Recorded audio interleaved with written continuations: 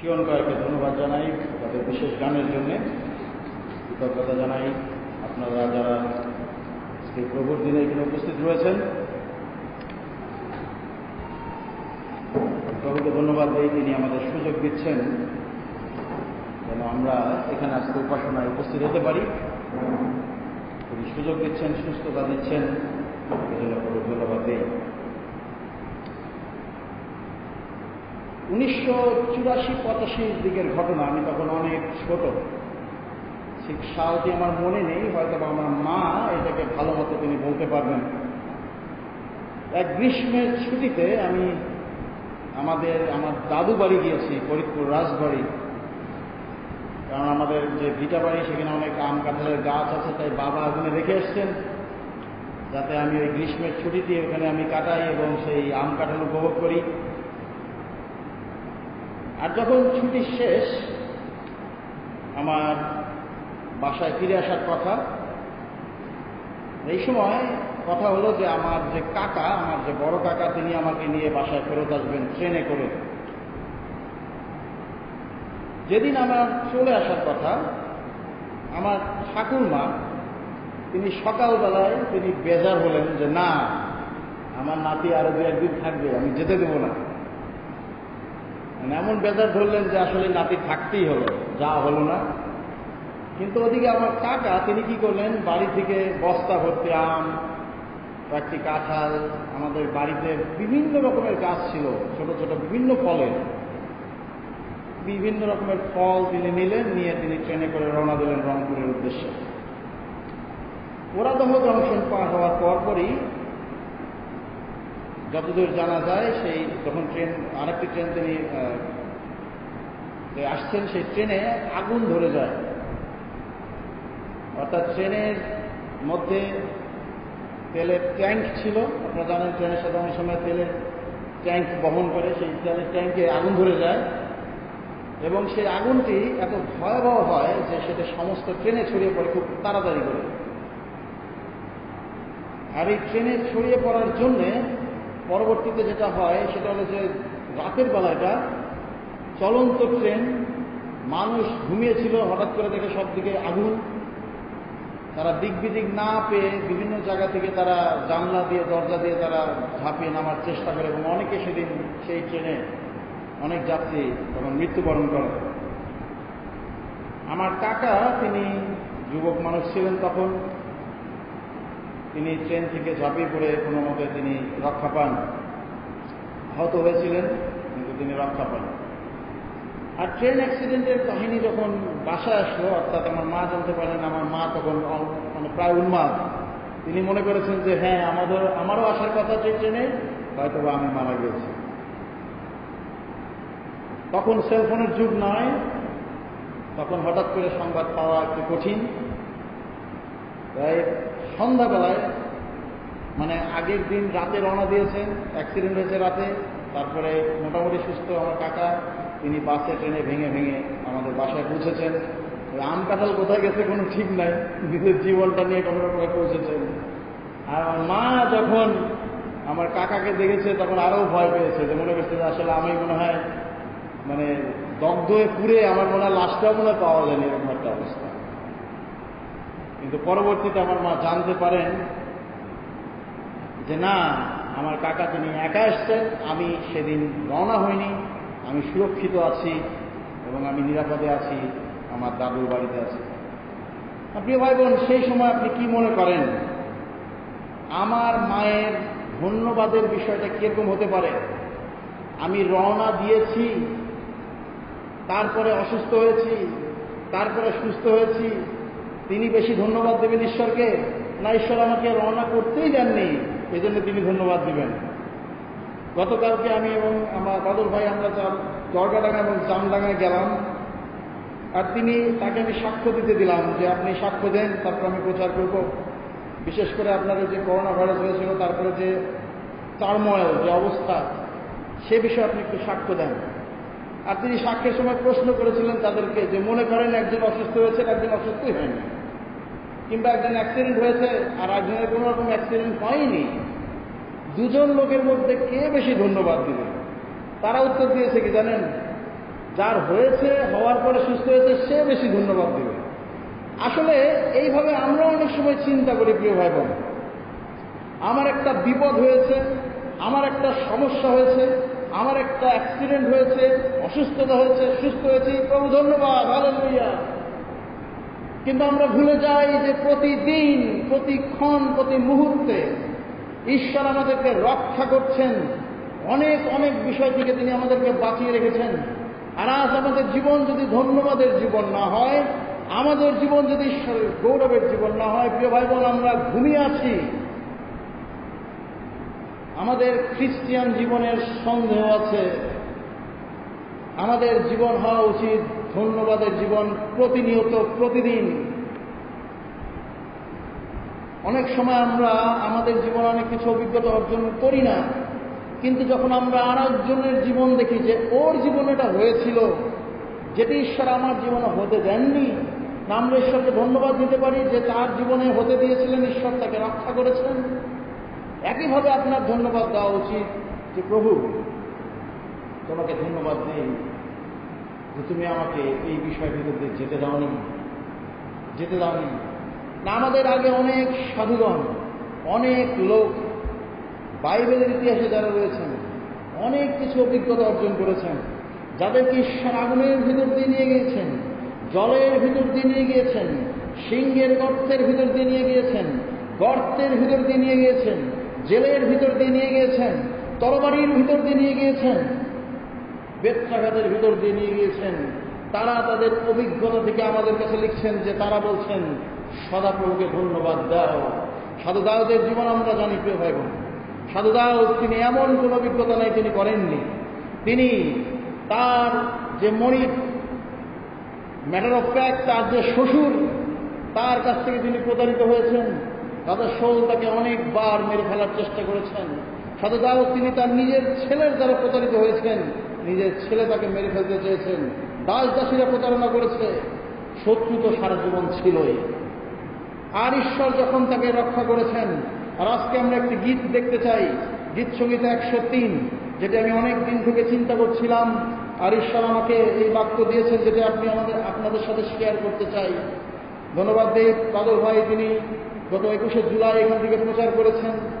আমরা এই গীতটি আমাদের মুখস্থ আমরা জানি, কিন্তু আজকে আমরা সাধু দাউদের এক্সপেরিয়েন্স থেকে নতুনভাবে একটি শিক্ষা গ্রহণ করতে চাই যে কেন আমাদের জীবনে ঈশ্বরের গৌরব থাকা উচিত, কেন আমাদের জীবনে ঈশ্বরের প্রশংসা থাকা উচিত। আমি আপনাদের জন্য পড়ছি গীত সংহিতা 103, সম্পূর্ণ আমরা একটি গীতটি আমরা পড়ব, তারপর দেখতে চাই যে কেন আমাদের জীবনে ঈশ্বরের গৌরব থাকা প্রয়োজন। হে আমার প্রাণ, সদাপ্রভুর গৌরব করো। হে আমার অন্তর, তার পবিত্রতার গৌরব করো। হে আমার প্রাণ, সদাপ্রভুর গৌরব করো, তার কোন উপকারের কথা ভুলে যেও না। তোমার সমস্ত পাপ তিনি ক্ষমা করেন, তিনি তোমার সমস্ত রোগ ভালো করেন, তিনি মৃতস্থান থেকে তোমার জীবন মুক্ত করেন, তিনি তোমাকে অটল ভালোবাসা ও মমতায় ঘিরে রাখেন। যা মঙ্গল আনে তেমন সব জিনিস দিয়ে তিনি তোমাকে তৃপ্ত করেন। তিনি ঈগল পাখির মতো তোমাকে নতুন যৌবন দেন। সদাপ্রভু উচিত কাজ করেন, তিনি ন্যায়ভাবে অত্যাচারিতদের বিচার করেন। কি উদ্দেশ্যে কি করেন তা তিনি মোশিকে জানিয়েছেন, তার কাজ তিনি ইসরায়েলদের দেখতে দিয়েছেন। সদাপ্রভু মমতায় পূর্ণ, দয়াময়, তিনি সহজে অসন্তুষ্ট হন না, তার অটল ভালোবাসার সীমা নেই। তিনি দোষীর বিরুদ্ধে দিনের পর দিন অভিযোগ করেন না, চিরকাল ক্রোধ পুষে রাখেন না। আমাদের পাপের শাস্তি যতটা আমাদের পাওনা, ততটা তিনি আমাদের দেন না, আমাদের অন্যায় অনুসারেও শাস্তি দেন না। পৃথিবী থেকে আকাশের দূরত্বের যেমন সীমা নেই, তেমনি তার ভক্তদের উপরে তার অটল ভালোবাসারও সীমা নেই। পশ্চিম দিক থেকে পূর্ব দিক যত দূরে, আমাদের সব পাপ তিনি তত দূরে সরিয়ে দিয়েছেন। সন্তানদের প্রতি বাবার যেমন মমতা আছে, তেমনি তার ভক্তদের উপর তার মমতা আছে। কিভাবে আমরা গড়া তা তো তার অজানা নেই, আমরা যে ধুলি ছাড়া আর কিছুই নই তা তার মনে আছে। ঘাসের আয়ুর মতোই মানুষের আয়ু, মাছের ফুলের মতোই সেই ফুলে ওঠে। ফুলের উপর দিয়ে বাতাস বয়ে গেলে ফুল আর থাকে না, যে জায়গায় সেই ফুল ফুটেছিল সেই জায়গায়ও আর তাকে মনে রাখে না। কিন্তু যারা সদাপ্রভুর ভক্ত, যারা তার ব্যবস্থা মেনে চলে আর তার নিয়ম মতো চলার দিকে নজর রাখে, তাদের উপর তার অটল ভালোবাসা, তার বিশ্বস্ততা চিরকাল থাকবে, বংশের পর বংশ ধরে থাকবে। সদাপ্রভু স্বর্গে তার সিংহাসন স্থাপন করেছেন, সব কিছুর উপরই তাঁর রাজত্ব। হে সদাপ্রভুর শক্তিশালী দূতেরা, যারা তার কথার বাধ্য থেকে তার আদেশ পালন করছ, তোমরা তার গৌরব করো। হে সদাপ্রভুর সেবাকারী শক্তি দলগুলো, যারা তার ইচ্ছা পালন করছ, তোমরা তার গৌরব করো। হে সদাপ্রভুর রাজ্যের সব স্থানে তার সৃষ্ট সব কিছু, তোমরা তার গৌরব করো। হে আমার প্রাণ, সদাপ্রভু গৌরব করো। স্বর্গীয় পিতা, তোমার সামনে দাঁড়িয়েছি, তুমি আমার অন্তর, আমার মুখ খুলে দাও, আমাদের ক্লান্তি দূর করে দাও, আমাদের হৃদয়ের কান তুমি সজাগ করো। তোমার বাক্য থেকে আমরা আজকে দেখতে চাই কোন কোন কারণে, কি বিশেষ কারণে আমরা তোমার গৌরব করব, কেন আমাদের জীবন গৌরবের জীবন, প্রশংসার জীবন হওয়া উচিত। তুমি আমাদের বুঝতে সাহায্য করো এবং আজ এখান থেকে যে বাক্য আমরা শুনি তা আমাদের অন্তরে পেতে দাও এবং আজকে থেকেই আমাদের জীবন তোমার গৌরবের জীবন হতে সাহায্য করো। কারণ এই প্রার্থনা দর্শন জানা চাই। আমেন। যদি আপনাকে জিজ্ঞাসা করা হয় আপনি কি ঈশ্বরকে ধন্যবাদ দিয়ে থাকেন, আপনার হয়তো উত্তর হবে হ্যাঁ, আমি ধন্যবাদ দেই। কখন ধন্যবাদ দেন? ওই যে যখন ভাত খাই তখন একটু ধন্যবাদ দেই। আর কখন ধন্যবাদ দেন? হয়তোবা ঘুম থেকে ওঠার পরে, ঈশ্বর ধন্যবাদ, শেষ শেষ।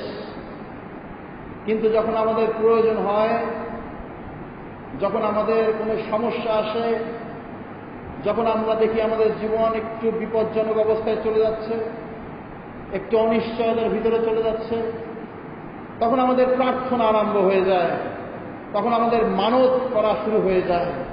কিন্তু ঈশ্বর যখন তা পূরণ করেন, আমরা তখন আবারও ভুলে যাই।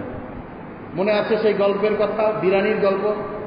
জোয়েল এখানে বলেছিল না যে পালক এটা আমাদেরকে বলেছিলেন? কার কার মনে আছে বিরানির গল্প? হাত তোলেন দেখি, কার কার মনে আছে? অনেকেরই মনে নেই। আমি আবারও বলি।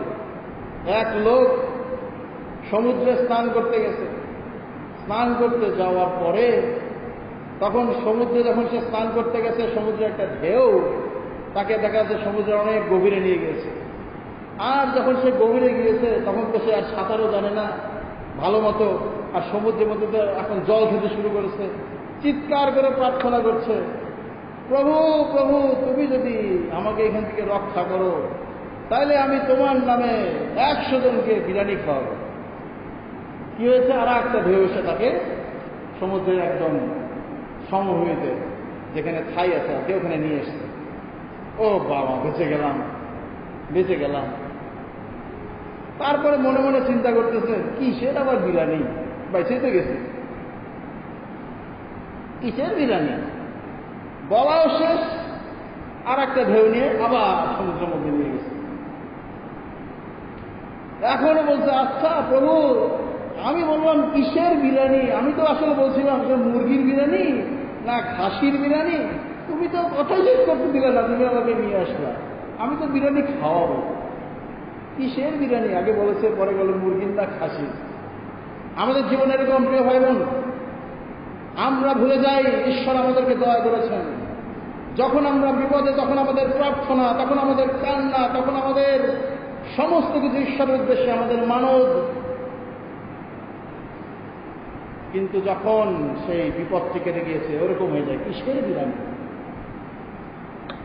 সাধু দাউদ আমাদেরকে শিক্ষা দিচ্ছেন, পবিত্র আত্মা তার বাক্যে আমাদেরকে শিক্ষা দিচ্ছেন যে বিশেষ কিছু কারণ রয়েছে যার জন্য আমাদের জীবন প্রতিদিনের জন্য ধন্যবাদের জীবন হওয়া উচিত, ঈশ্বরের গৌরবের জন্য জীবন হওয়া উচিত।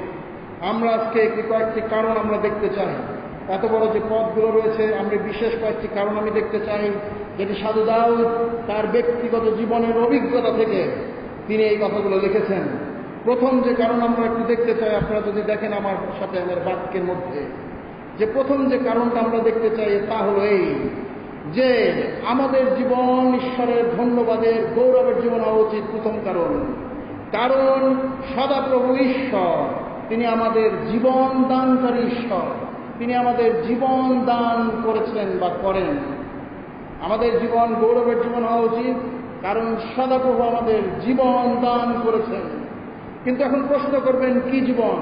প্রিয় ভাই বোন, এখান থেকে যদি আমরা দেখি, সাধু দাউদ তিনি দুটি আঙ্গিকে এই কথাটি বলেছেন। প্রথমত তিনি যেটা বলেছেন, ঈশ্বর আমাদের যে জীবন দান করেছেন তা হলো আমাদের আধ্যাত্মিক জীবন দান করেছেন। লেখা রয়েছে, তোমার সমস্ত পাপ তিনি ক্ষমা করেন। 3 পদে লেখা রয়েছে। 3 পদে লেখা রয়েছে। একইভাবে লেখা রয়েছে 12 পদে, পশ্চিম দিক থেকে পূর্ব দিক যত দূরে আমাদের সব পাপ তিনি তত দূরে সরিয়ে দিয়েছেন। তিনি আমাদের সমস্ত পাপ ক্ষমা করেছেন প্রভু যীশু খ্রিস্টের মধ্য দিয়ে। প্রথম তিমোথেয় যদি আপনি দেখেন 1 অধ্যায় 15 পদ লেখা আছে, এই কথা বিশ্বাসযোগ্য এবং সম্পূর্ণভাবে গ্রহণের যোগ্য যে পাপ থেকে পাপীদের উদ্ধার করবার জন্যই খ্রিস্ট জগতে এসেছিলেন। ঈশ্বর যীশু খ্রিস্টকে পাঠিয়ে দিয়েছিলেন যাতে করে আমাদের সমস্ত পাপ তিনি ক্ষমা করতে পারেন। এখানে দুটি ম্যাটাফোর লেখা আছে। একটা ম্যাটাফোর, আর তা হলো পূর্ব দিক থেকে পশ্চিম দিক যত দূরে আমাদের পাপ তিনি তত দূরে সরিয়ে দিয়েছেন। না, অনেকে বলে যে উত্তর মেরু রয়েছে, দক্ষিণ মেরু রয়েছে, পূর্ব মেরু পশ্চিম মেরু নাই। অর্থাৎ এটা অনেক দূর। আসলে এটা যেটা কবিতার ভাষায় লেখা রয়েছে সেটা হলো জাস্ট মেটাফোর। একই মেটাফোর মিখা ভাবাদী পুস্তকে তিনি লিখেছেন, মিখা, যে তুমি আমাদের সমস্ত পাপ সমুদ্রের অতল গর্ভে তুমি ফেলে দিয়েছ। মিখা 7 অধ্যায় 19 পদে আমাদের সব অন্যায় তুমি সাগরের গভীরে ফেলে দেবে। মেটাফোর। আপনি চিন্তা করেন, এত দূরে তিনি সরিয়ে দিয়েছেন, যার কোনোদিন তিনি হিসাব নেবেন না, যার কোনোদিন আমাদের কাছে আসবেন না। তিনি আমাদের আধ্যাত্মিক জীবন তিনি দান করেছেন। একইভাবে এখানে যদি আপনি দেখেন 4 পদে লেখা রয়েছে, তিনি মৃত স্থান থেকে তোমার জীবন মুক্ত করেন। মুক্ত করেন এখানে থিওলজিতে বলে রিডেমশন, মুক্ত করা, ছিনিয়ে নিয়ে আসা। এরকম আপনি বলতে পারেন যে আপনাকে বিক্রি করা হয়ে গিয়েছে, কিন্তু সেখান থেকে আবার দাম দিয়ে তা আবার কিনে নেওয়া হয়েছে। রিডিম করেছেন। সানডে স্কুলের গল্প মনে আছে কিনা? এক বাবা এক সন্তানকে, তার ছোট ছেলেকে একটি সুন্দর একটি কাঠের নৌকা তিনি কিনে দিয়েছেন। আর এই কাঠের নৌকাটা এত সুন্দর, ছেলেটির বাড়ি নদীর পাশে। সেই ছোট্ট ছেলেটি প্রায় নদীতে যেয়ে সেই কাঠের নৌকা ভাসায়, ছোট নৌকা। তারপরে কি, সে প্রতিদিন ওরকম খেলে, আবার নৌকাটাকে নিয়ে এসে সে সাজিয়ে রাখে। একদিন কি হয়েছে, নদীতে স্রোত চলছিল, সে যখন নৌকাটা নিয়ে খেলতে গেছে, স্রোতে নৌকাটাকে নিয়ে ভাসিয়ে নিয়ে গেছে। কাঁদতে কাঁদতে বাসায় চলে এসছে, বাবা আমার নৌকা নেই, আমার নৌকা হারাই গিয়েছে। বাবা দৌড়ে গিয়েছে, আসলে নৌকা নেই, স্রোতে ভাসিয়ে নিয়ে গেছে। ঠিক আছে, বাবা চিন্তা করছে তাকে আবারও সেই নৌকা কিনে দিতে হবে। হাটের দিন ছেলেকে নিয়ে বাবা নৌকায় ছেলে হাটে গিয়েছেন পাশের গ্রামে। আর তিনি যখন সেই হাটে গেলেন, দেখলেন সেই নৌকাটি একটি দোকানে সুন্দর করে সাজানো আছে। ছেলের দেখে, বাবা আমার নৌকা। বাবা সেই দোকানে গেলেন, যে ভাই, এই নৌকাটি আমার ছেলের, আমি তাকে কিনে দিয়েছি, সে খেলতে যায় হারিয়ে গিয়েছে, নৌকাটা আমার ফেরত চাই। দোকানদার কি বলেছে? নৌকাটা আমি কিনে নিয়েছি একজনের কাছ থেকে, আপনি যদি এটা চান আপনাকে দাম দিয়ে নিতে হবে। বাবা কি করলেন? ছেলের জন্য এক নৌকা আবারও বেশি দাম দিয়ে কিনলেন। তারপর সেই ছেলেকে তিনি সেটি নৌকা ফেরত দিলেন। কে ভাবুন, ঈশ্বর আমাদের প্রভু, আমরা তার সন্তান, কিন্তু আমরা হারিয়ে গিয়েছি। আমাদেরকে বিক্রি করা হয়েছে শয়তানের কাছে, কিন্তু যীশু খ্রিস্ট তার রক্ত দিয়ে আমাদের আবার কিনেছেন। সেই মৃতস্থান থেকে তিনি আমাদের জীবন রক্ষা করেছেন, আর এইভাবে তিনি আমাদের আধ্যাত্মিকভাবে জীবন দান করেছেন। শুধু তাই নয়, তিনি আমাদের জাগতিকভাবেও জীবন দান করেছেন। জাগতিকভাবেও আজ আপনি আমি যে বেঁচে আছি, এটি ঈশ্বরের দেওয়া জীবন। কেউ ভাবুন, তিনি আমাদের আধ্যাত্মিক জীবন দান করেছেন, তিনি আমাদের জাগতিক জীবনও দান করেছেন। লেখা আছে, তোমার সমস্ত রোগ তিনি ভালো করেন। তোমার সমস্ত রোগ, না রোগ অনেক প্রকার আছে, শারীরিক আছে, মানসিক আছে, মৃত্যুমুখী রোগ আছে, সাধারণ জ্বর কাশিও আছে। প্রিয় ভাই বোন, সমস্ত রোগ তিনি ভালো করেন। আর আজকে যদি আমি বলি যে আমার কোনো কিছু নাই এবং এর জন্য যদি ঈশ্বরকে ধন্যবাদ না দেই, আমি অকৃতজ্ঞ। যে সুস্বাস্থ্য আপনি পাচ্ছেন, এই রোগ ঈশ্বর তিনি ভালো করছেন, ঈশ্বর তিনি ভালো করছেন। বর্তমানে যে করোনা ভাইরাসের টার্মোয়েল চলছে, হাজার হাজার লোক মারা যাচ্ছে, হাজার হাজার। এমনকি কোনো কোনো পরিবারে 5 জন ছিল, 1 জন বেঁচে আছে, 4 জন মরে গেছে, এরকমও পরিবার আছে। আমরা অনেক অসুস্থ হচ্ছি, কিন্তু ঈশ্বরের দয়ায় আমরা ভালো আছি। ঈশ্বরের দান, তোমার সমস্ত রোগ তিনি ভালো করেন। আবার ওখানে লেখা আছে তিনি মৃতস্থান থেকে তোমার জীবন মুক্ত করেন, আধ্যাত্মিকভাবে এমনকি জাগতিকভাবেও মৃতস্থান থেকে রক্ষা করেন। আমরা বাদল ভাইয়ের সাক্ষ্য শুনেছি, 3 দিন 3টি রাতে তার এরকম হয়েছে যে তিনি প্রায় মরে গিয়েছিলেন। অনেকের এরকম আছে, সেখান থেকে তিনি রক্ষা করেছেন, তিনি রক্ষা করেছেন। ক্যারি ট্রান্সলেশনে লেখা আছে মৃতস্থান, এখানে লেখা আছে কূপ। ক্যারি ট্রান্সলেশনে লেখা আছে কূপ, ইংলিশে লেখা আছে ফিট। কিন্তু যদি আপনি হিব্রু বাইবেল দেখেন, ওখানে যে শব্দটা লেখা আছে তার আবিধানিক অর্থ হল কবর। তিনি কবর থেকে আপনাকে উঠিয়েছেন, এরকম সুস্থতা তিনি আপনাকে দিচ্ছেন। অনেকে আক্রান্ত হচ্ছি। গতকাল আমি আর বাদল ভাই আমরা যখন দরগাডাঙ্গায় গেলাম, জামডাঙ্গায় গেলাম, শুনলাম অনেকে সেই এলাকাতেও মারা গিয়েছে এবং আমাদের মণ্ডলীরও অনেকে অসুস্থ ছিল, যারা সাধারণ চিকিৎসা নিয়ে সুস্থ হয়ে গিয়েছে। 3 সপ্তাহ 4 সপ্তাহ খালি তারা সাধারণ চিকিৎসা নিয়ে সুস্থ হয়েছে। কালকে আমি মোটরসাইকেল চালাচ্ছি, বাদল ভাই পিছন থেকে আমাকে বলছে, আরে আমাদের নন্দাপুরের বিশুও কিন্তু অসুস্থ ছিল 3-4 সপ্তাহ, আমাদের বিশুরও করোনা হয়েছিল, সে নিজে জানে না, কিন্তু সাধারণ চিকিৎসা নিয়ে এখন সুস্থ হয়ে গেছে। বাদল ভাই আমাকে বলছে আমাদের বিশুরও করোনা হয়েছিল, আমি শুনি আমাদের যিশুরও করোনা হয়েছিল। আমি শুনলাম আমাদের যিশুর আবার কখন করোনা হল, না যিশুর না, বিশুর। বিশুরও যখন করোনা হয়েছে সেও মৃত্যুমুখী হয়েছিল। আপনাদেরও হলে আমাদেরও হলে, কিন্তু ঈশ্বর তিনি সেই মৃতস্থান থেকে আমাদের জীবন রক্ষা করেন, সেই গর্ত থেকে আমাদের তিনি রক্ষা করেন। হিজকিয়া যখন অসুস্থ হয়েছিল আর তিনি যখন এই কথাগুলো লিখেছিলেন, সেখানে কি লেখা আছে দেখুন, যিশায়া 38-17-18 পদে হিজকিয়া কবরের বিষয়ে কি বলেছেন। লেখা আছে, অবশ্য আমার মঙ্গলের জন্যই আমি ভীষণ যন্ত্রণা ভোগ করেছি, কিন্তু ধ্বংসের গর্ত থেকে তোমার ভালোবাসায় তুমি আমাকে উদ্ধার করেছ। ধ্বংসের গর্ত, একই শব্দ, হিব্রু শব্দ একই।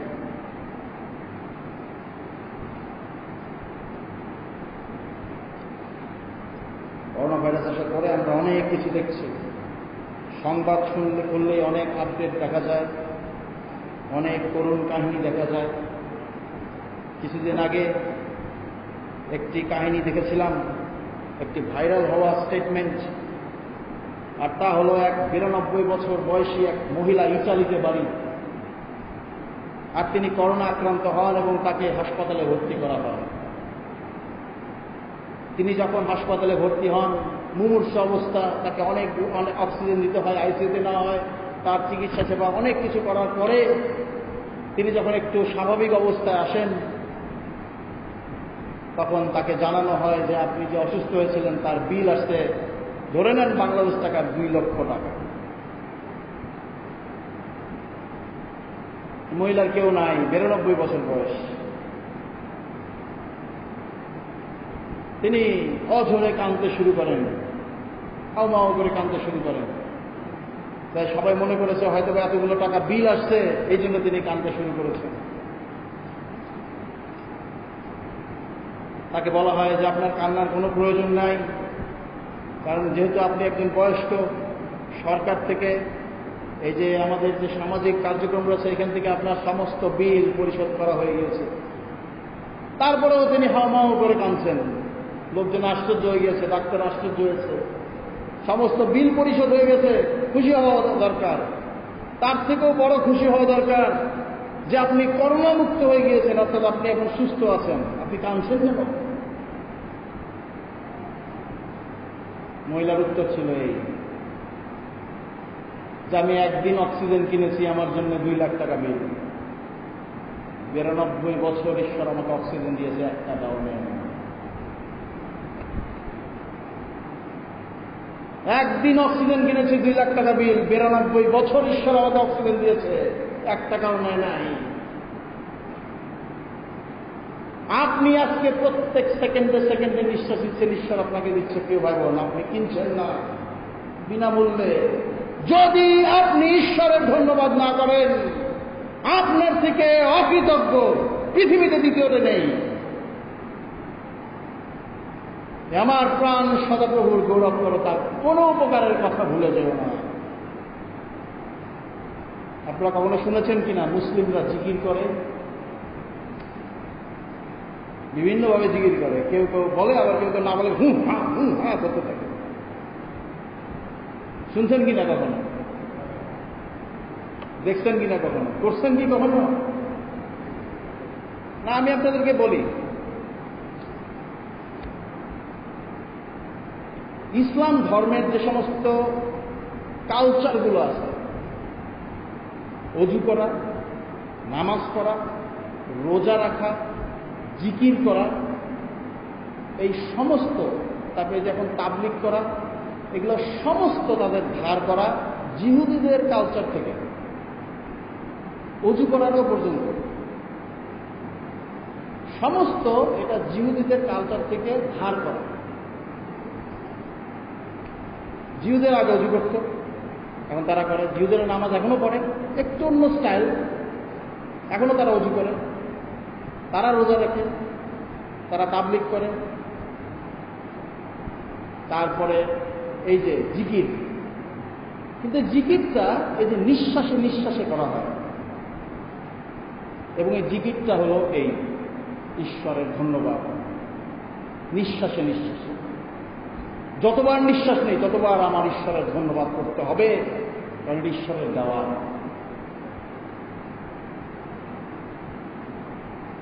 না, আমরা অনর্থক ঈশ্বরের নাম নিব না। বাইবেলের পরিষ্কার লেখা আছে আমরা ঈশ্বর ঈশ্বর ঈশ্বরের করা যাবে না, এটা পাপ। কিন্তু ধন্যবাদ নেই, ধন্যবাদ। আজকে যে মেয়ে লিপস্টিক নাই, মন খারাপ, নিঃশ্বাস আছে, যাও, এই জন্য তুমি ধন্যবাদ করো। যে যুবকের একটা মোটর সাইকেল নাই, এই জন্য মন খারাপ, নিঃশ্বাসটা আছে, জন্য ধন্যবাদ করো। আমার প্রাণ শতপ্রভুর ধন্যবাদ করো, তার কোনো উপকারের কথা ভুলে যেও না। আমাদের মন খারাপ হয়ে যায়। তিনি আমাদের জীবন দানকারী ঈশ্বর। কেন আমরা ঈশ্বরের গৌরব করব? তিনি আমাদের জীবন দানকারী ঈশ্বর, বোধ আধ্যাত্মিক এবং জাগতিক। দ্বিতীয়ত, কেন আমরা ঈশ্বরের ধন্যবাদ করব?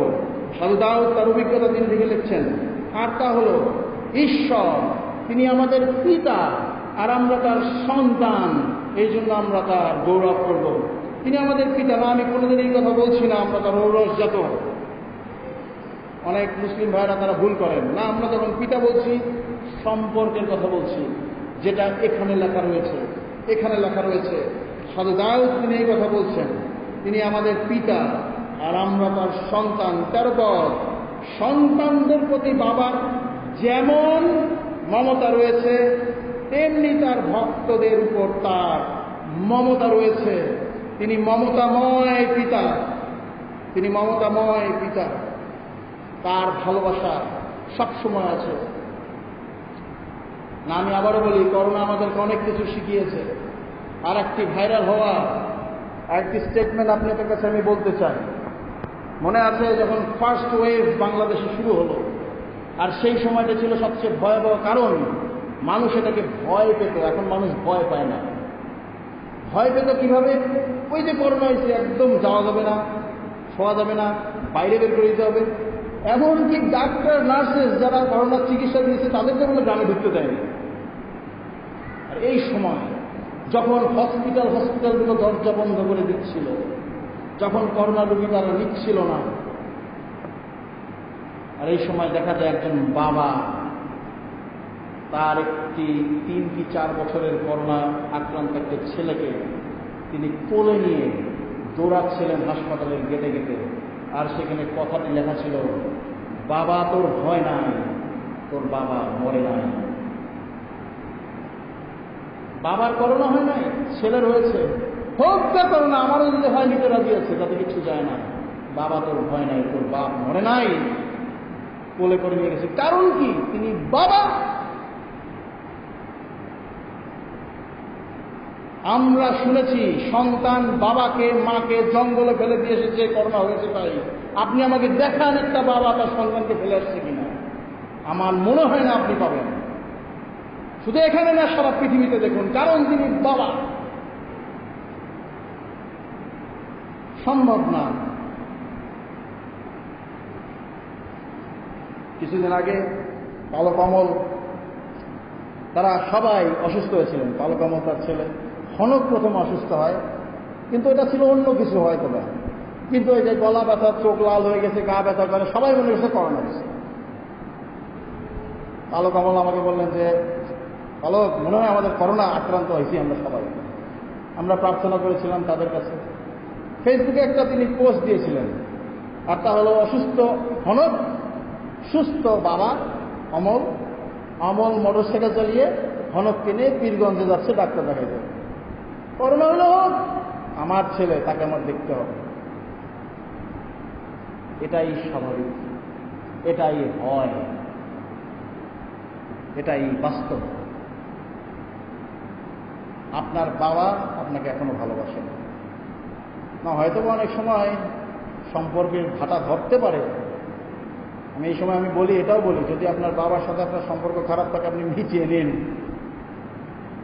কিন্তু মনে রাখি ঈশ্বর আমাদেরকে ঠিক সেভাবে তিনি মমতা করেন যেভাবে একজন বাবা আমাদেরকে মমতা করেন।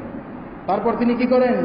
লেখা আছে, তিনি তোমাকে অটল ভালোবাসা মমতায় ঘিরে রাখেন। 4 5 লেখা রয়েছে, যা মঙ্গল আনে তেমন সব জিনিস দিয়ে তিনি তোমাকে তৃপ্ত করেন। যা মঙ্গল আনে, হিব্রু শব্দ লেখা আছে থৌব, অর্থাৎ যেটা সবচেয়ে উত্তম, যেটা কার্যকর, যেটা পুষ্টিকর, যেটা আপনার জন্য ভালো, এক্সেলেন্ট, উত্তম, সেই জিনিস দিয়ে তিনি আপনাকে তৃপ্ত করেন। আপনি যা চান হয়তোবা সেটা নয়, ঈশ্বর দেন যেটা আপনাকে তৃপ্ত করে। যা মঙ্গল আনে,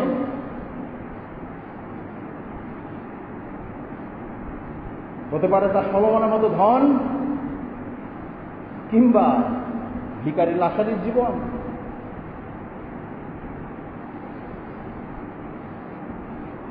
অথবা হতে পারে সিমসনের মতো শক্তি, কিংবা গিদিয়নের মতো ভয়, হতে পারে হিস্কিয় বা ইয়বের মতো সুস্থতা, কিংবা অন্যদিকে স্তিফানের মতো মৃত্যু। আমরা জানি না। ঈশ্বরের চোখে যেটা উত্তম আপনার জন্য। জর্জ মিলার তার ব্যক্তিগত সাক্ষ্যে তিনি বলেছিলেন, তার শেষ জীবনে তিনি ঈশ্বরের জন্য অনেক কাজ করেছিলেন। জর্জ মিলারের জীবন শুরু হয়েছে, তিনি একজন চোর ছিলেন, আগে চোর। তিনি পরিত্রাণ পেয়েছেন, মিশনারি হয়েছেন, তিনি একটা অরফানেজ চালাতেন, কারো কাছ থেকে কোনোদিন তিনি কিছু নেননি, সেইভাবে তিনি অরফানেজ চালাতেন। জীবনের শেষ দিনে, শেষ সময় সে খুব অসুস্থ হয়ে পড়েন।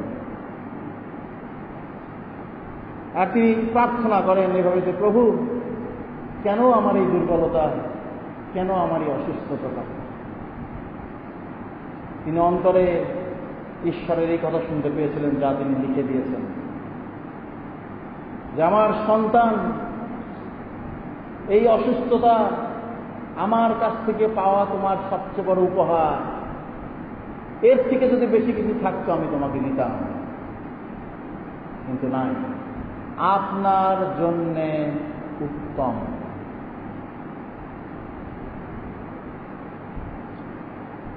কারণ তিনি পিতা।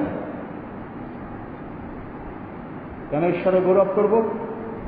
তিনি আমাদের আধ্যাত্মিক এবং জাগতিক জীবন দান করেন। কেন ঈশ্বরে গৌরব করব? কারণ তিনি আমাদের পিতা ঈশ্বর, আমাদের মমতা করেন, ভালোবাসেন, ঘিরে রাখেন, যা মঙ্গল আনে সবকিছুতে তিনি তৃপ্ত করেন। তৃতীয়ত, কেন আমরা ঈশ্বরের গৌরব করব? সাধু দাউদ তিনি এখানে যা লিখছেন, আর তা হল ঈশ্বর তিনি ন্যায়বান রাজা, তিনি আপনার মনিব, কিন্তু তিনি যে ধরনের ব্যবহার আপনার জন্য সঙ্গে করেন সেজন্য আমি তার গৌরব করব। প্রথমত দেখেছি তিনি আমাদের জীবন দান করেন, দ্বিতীয়ত তিনি আমাদের পিতা ঈশ্বর, তৃতীয়ত তিনি ন্যায়বান রাজা। কোথায় লেখা রয়েছে? 19 থেকে একটু দেখি। সদাপ্রভু স্বর্গে তার সিংহাসন স্থাপন করেছেন। সিংহাসন, তিনি রাজা, তাই তার সিংহাসন রয়েছে।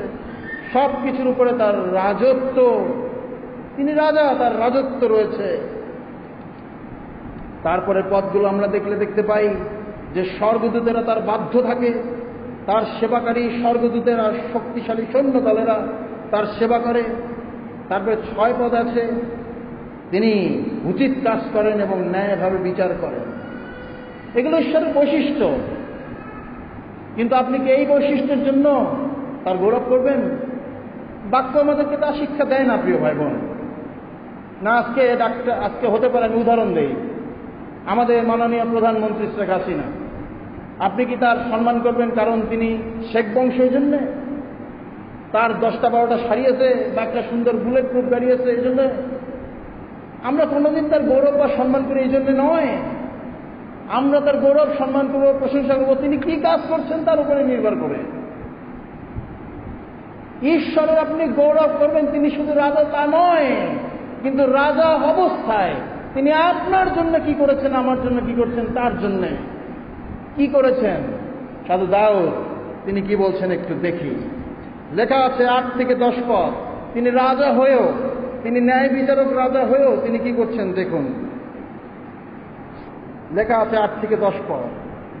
সদাপ্রভু মমতায় পূর্ণ, দয়াময়, তিনি সহজে অসন্তুষ্ট হন না, তার অটল ভালোবাসার সীমা নেই, তিনি দোষীর বিরুদ্ধে দিনের পর দিন অভিযোগ করেন না, চিরকাল ক্রোধ পুষে রাখেন না, আমাদের পাপের শাস্তি যতটা আমাদের পাওনা ততটা তিনি আমাদের দেন না, আমাদের অন্যায় অনুসারেও শাস্তি দেন না।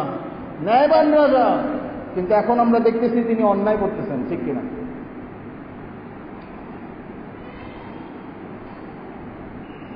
যদি আপনি কখনো একটা ফাঁসির আসামির কাছে যান,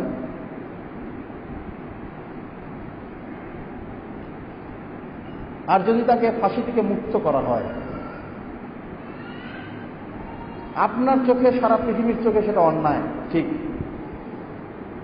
কিন্তু যে মুক্ত হলো, যাকে মুক্ত করা হলো, তার চোখে সেটা কি? সেটা অন্যায়, কিন্তু সেটা সবচেয়ে বড় দয়া। না, ঈশ্বর আমাদের সাথে ঠিক সেভাবে আচরণ করছেন।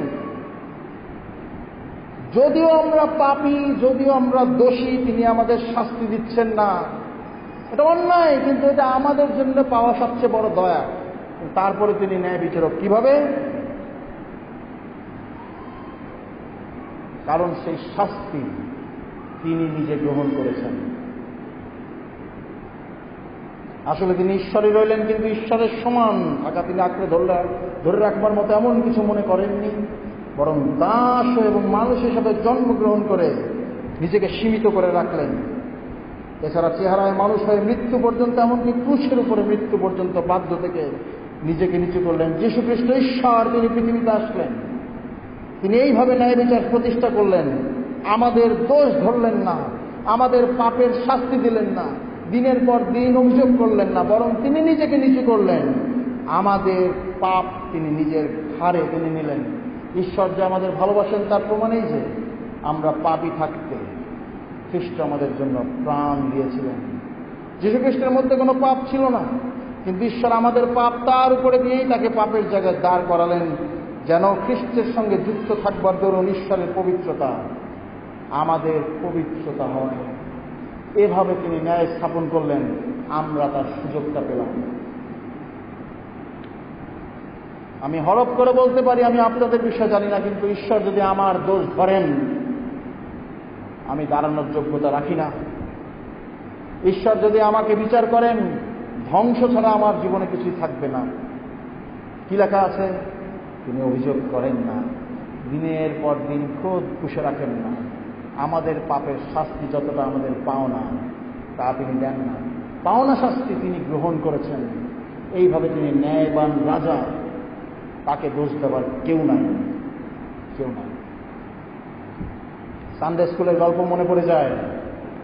একজন ন্যায়বান রাজা, তার রাজ্যে নিয়ম ছিল এই, যদি কেউ চুরি করে তাকে 39 বার বেত্রাঘাত করা হবে। কেউ চুরি করত না, রাজ্যে চুরি ছিল না। একদিন রাজার ছোট ছেলে, সে মন্ত্রীর বাড়িতে গিয়েছে। মন্ত্রীর বাড়িতে যেয়ে খেলার ছলে মন্ত্রীর ছেলের একটি খেলনা ঘোড়া সে বাসায় নিয়ে চলে এসেছে খেলার ছলে, কিন্তু সাবকনসিয়াস মাইন্ড চুরি করার ইচ্ছা আর কি, বলতে পারেন চুরি করেছে। মন্ত্রীর ছেলের খুব পছন্দের ঘোড়া, সেই খেলনা ঘোড়া, এখন সেটা নাই। কান্না করছে, চিৎকার করছে, আমার ঘোড়া কই, আমার ঘোড়া কই, ঘোড়া হারিয়ে গিয়েছে। রাজার কাছে খবর চলে গিয়েছে যে মন্ত্রীর ছেলের খেলনা চুরি হয়ে গেছে, ঘোড়া। রাজা মনে করেছে হয়তোবা মন্ত্রীর বাসায় কোনো চাকর বা কেউ চুরি করেছে। রাজার আইন, যে চুরি করেছে তাকে খুঁজে বের করা হোক এবং তাকে 39 ঘাত, তাকে বেত্রাঘাত করা হবে। জানা যায় খুঁজতে খুঁজতে রাজার ছেলে সেই ঘোড়া চুরি করেছে। তাকে নিয়ে আসা হয় মন্ত্রী পরিষদে, রাজার সিংহাসনের সামনে। মহারাজ, আমরা আপনার কাছে একটু অনুরোধ করি, আপনার ছেলে খেলার ছলে ঘোড়াটি নিয়ে গিয়েছে, আপনি তাকে ক্ষমা করে দিন, সে আর কোনোদিন করবে না। রাজা বলছে তাকে আমার সামনে নিয়ে আসো। সামনে নিয়ে এসছে। তারপরে কি? তোমরা বেত্রাঘাত করো 39 বার, একবারও কম না। ছোট ছেলে 10টা বেত খেলেই মরে যাবে। রাজা তখন কি করেছে? নিজে সিংহাসন থেকে নেমেছে, রাজ পোশাক খুলে ফেলে ছেলের জায়গায় বাবা দাঁড়িয়েছে, বলছে তোমরা আমাকে আমার ছেলের বদলে বেত্রাঘাত করো, আমি সেই অপমান, সেই বেতের বাড়ি নিতে রাজি আছি, আমার ছেলেকে মেরে দাও। আইন আইন। সানডে স্কুলের শিক্ষা, কিন্তু এখানে অনেক বড় সত্য রয়েছে। ঈশ্বর সেই কাজ করেছেন। আর এই জন্যে যদিও তিনি আমাদের পাপের শাস্তি দেননি, যদিও দিনের পর দিন আমাদের জন্য তিনি ক্রোধ পুষে রাখেননি, তারপরেও তিনি ন্যায়বান। তিনি ন্যায়বান রাজা, তার রাজত্ব প্রতিষ্ঠিত, তার ন্যায়ের আইন প্রতিষ্ঠিত। আপনি আমি সুযোগটা পেয়েছি, আর এই জন্য আমাদের ধন্যবাদ, গৌরব করা দরকার।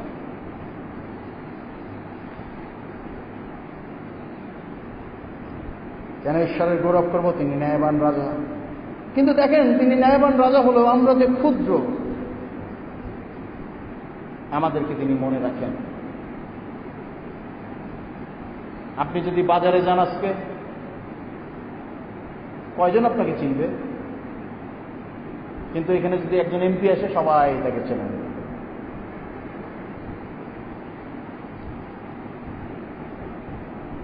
কি লেখা আছে 15 পদ থেকে? একটু দেখি। তিনি ন্যায়বান রাজা, আমাদের পাপের শাস্তি দেন না, আমাদের জায়গায় তিনি পাপ গ্রহণ করেছেন, কিন্তু ন্যায়বান রাজা, রাজার রাজ হলেও আমাদেরকে মনে রাখেন। কিভাবে? দেখুন 14 পদ থেকে, কিভাবে আমরা গড়া তার অজানা নেই, আমরা যে ধুলি ছাড়ার কিছুই নই তা তার মনে আছে।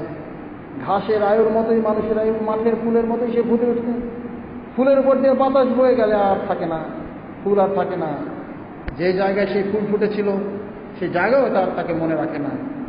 কিন্তু যারা সদাপ্রভুর ভক্ত, যারা তার ব্যবস্থা মেনে চলে আর তার নিয়ম মতো চলার দিকে নজর রাখে, তাদের উপর তার অটল ভালোবাসা ও তার বিশ্বস্ততা চিরকাল থাকবে, বংশের পর বংশ ধরে থাকবে।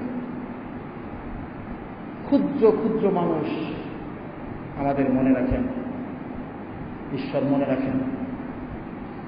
আমি যখন বব জন্স ইউনিভার্সিটিতে পড়াশোনা করছিলাম, আর এই সময় একটি কাহিনী হলো একদিন, আর তা হলো এই যে আমরা ক্লাসের মধ্যে সবাই রয়েছি, আমি ক্লাসের মধ্যে একটা ডাব্বা মার্গে একটা ছাত্র ছিলাম।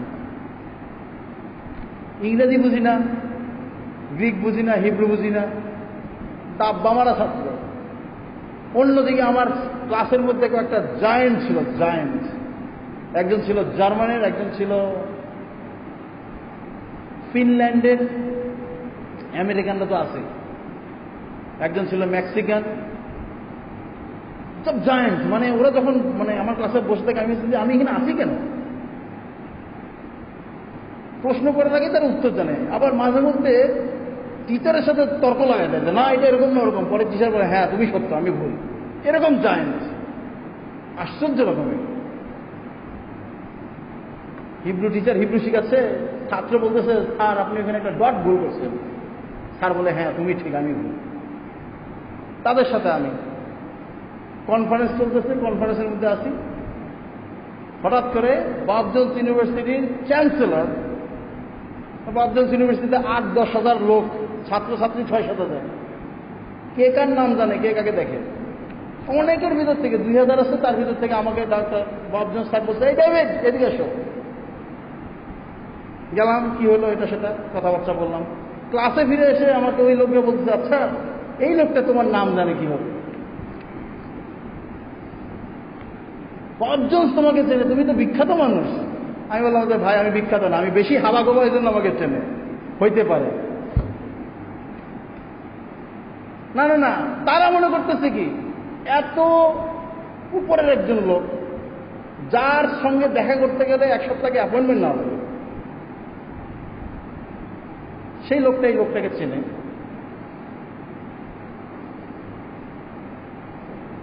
প্রিয় ভাই বোন, টেক প্রাইড, আপনার ভিতরে গর্ব থাকা দরকার খ্রিস্টান হিসেবে। ঈশ্বর আপনাকে ব্যক্তিগতভাবে নাম ধরে আপনার জানেন, তিনি মহান রাজা, কিন্তু আপনাকে তিনি জানেন। আপনি ধুলি ছাড়া কিছু নাই, কিন্তু আপনাকে তিনি জানেন। আর এই জন্য যদি আপনি ঈশ্বরের গৌরব না করেন, আপনি ঘুমাচ্ছেন।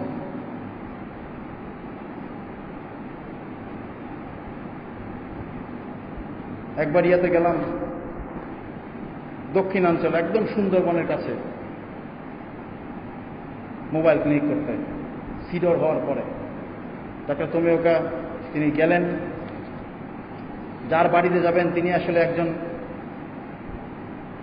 কামলা, মানে ডেইলি লেবার হিসেবে কাজ করেন। তার বাড়িতে ডাক্তার তোমিওকা যাচ্ছে। এখন আমরা অনেক দূরে গাড়ি থামিয়ে ট্রলারে করে এখন যাচ্ছি। ছোট্ট খাল, খালের ভিতরে ট্রলার যাচ্ছে, আর দুই পাশে হলো বাজারের মতো লোকজন আছে। যাচ্ছি, ডাক্তার তোমিওকা বসেছেন, মিস্টার ডেভিড বিশ্বাস তিনি বসেছেন, আমি আছি, ড্রাইভার ছিল, আমার ছোট ভাইও ছিল সম্ভবত, অশোক ভাই ছিলেন কিনা আমার মনে হয় না। আমরা যাচ্ছি। এখন ওই লোক সাধারণ কর্মচারী, মানে কামলা, মানে দিন আনে দিন খায় করে। যখন ট্রলার যাচ্ছে, এই লোক দাঁড়ায় রাস্তার পাশে, এই আমার বাসায় আসিও, আমার বাসায় আসিও, আমার বাসায় আসিও। মানে তখন নিজে খুব বড় মনে করতে শুরু করেছে। কেন জানেন? ডাক্তার তোমিওকা তাকে চেনেন। সে কে সাথে কিছু যায় আসে না, কিন্তু কে তাকে চেনে এটা হলো বড় বিষয়। এই বলছে এই চেয়ারম্যান আমার বাসায় আসিও। আমি দেখলাম ব্যাপারটা, কিন্তু আসলে ব্যাপারটা তো তাই।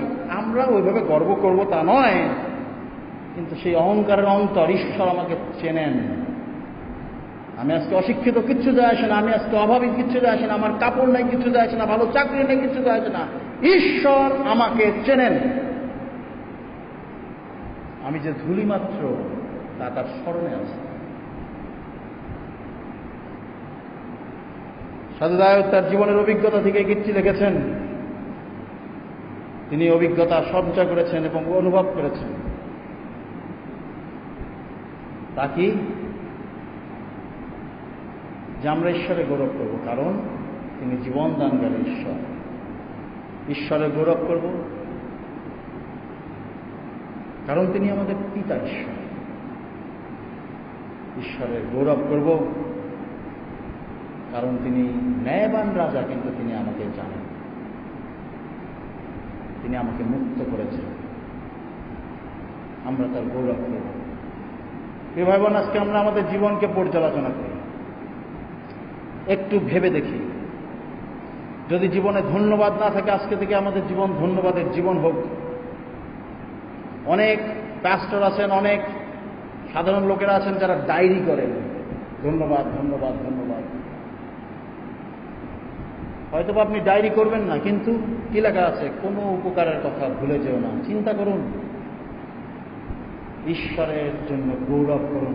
মানুষ যেন তা দেখে, মানুষ যেন তা দেখতে পায়। ধার্মিক কে? রেভারেন্ড সাইতো তিনি শিক্ষা দিয়েছিলেন, ধার্মিক সেই যিনি সমস্ত অবস্থায় ঈশ্বরের গৌরব করে ধন্যবাদ দেন। ঈশ্বর ধার্মিক লোক খুঁজছেন, ঈশ্বর আপনাকে আমাকে খুঁজছেন। তার যা দেবার তিনি দিয়ে দিয়েছেন। যীশু খ্রিস্টকে পাঠিয়েছেন পাপের মুক্তির জন্য, সমস্ত কিছু করেছেন। এখনো পিতা হিসেবে ভালোবাসেন, তিনি আপনাকে চেনেন। আপনার জীবন যেন গৌরবের জীবন হয়। স্বর্গীয় পিতা, আমাদের জীবনকে আমরা পর্যালোচনা করতে চাই।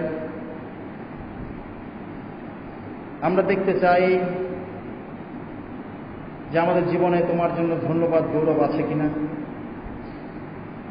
তুমি আমাদেরকে সজাগ করো, সচেতন করো, তোমার জন্য জীবনযাপন করতে তুমি সাহায্য করো।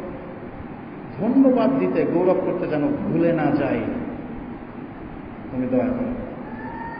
মনে রাখি আমাদের জীবনটা তোমার দেওয়া, জাগতিক জীবন, আধ্যাত্মিক জীবন দুটি।